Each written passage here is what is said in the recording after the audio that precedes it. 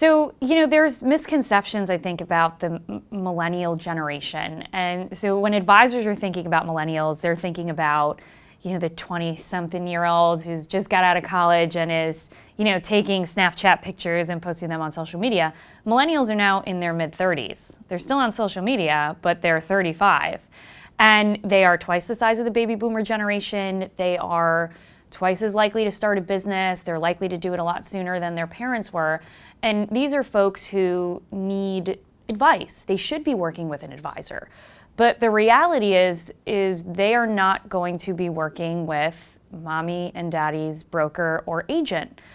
They don't think of advice that way. They have grown up in a different society. And so the responsibility really is on advisors to build teams and businesses and brands that connect with the next gen, who's very tech-enabled, who, I joke with advisors sometimes where I'll see a website that'll say, we've been around for 180 years. And my message to advisors is the younger generation, who is about to be the primary wealth holder in the United States, doesn't care about that. They care about whether you understand them and their needs, and whether you care about the environment and society, and whether you're leaving a legacy. And so not only do advisors have to change the way in which they build their teams and businesses to connect with the next generation, but they have to realize that the next generation is not the group of people who they think they are. And so if the next gen consumer is changing, so is the next gen advisor. So we have the Gen Yers, the millennials, who are about to inherit a ton of wealth, 30 trillion in assets from their parents.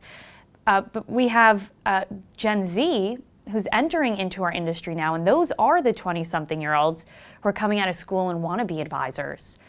This group thinks, acts, succeeds, sells very, very differently than the traditional advisor that we have grown accustomed to or are used to training in the industry.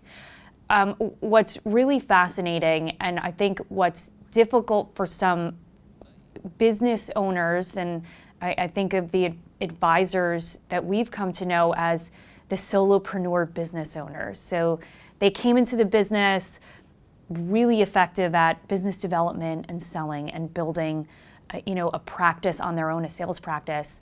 And now they're looking to hire this Gen Z advisor onto their team, or sometimes a young Gen Y advisor, and they expect them to think, sell, act, perform the same way they did 30 years ago. And it's just not realistic anymore. And so the responsibility is on leadership to change the way in which they mentor and nurture the young talent. And the reason I say the responsibility is on them is because the young talent has only ever lived in one society. And that society that they have grown up in, that I've grown up in, has changed an entire sales culture.